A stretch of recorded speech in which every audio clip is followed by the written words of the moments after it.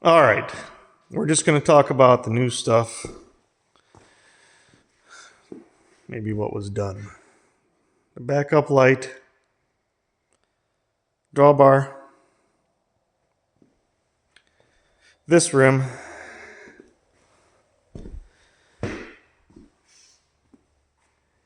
changed fluid in the rear end and the transmission, new seat, caution sign, stop cable,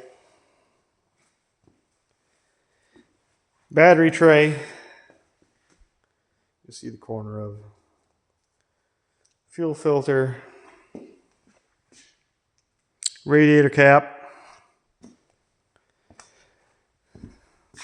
Bumper looks original, but it's off a different Ford 3000. Guy was selling it because he put a loader on his 3000. Rebuilt the generator, changed power steering, pump, filter, and fluid. 2 tires, of course. Rims, well, 1 rim.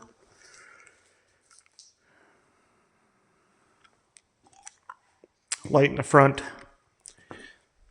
Air cleaner assembly. Full of leaves, packed full. Band.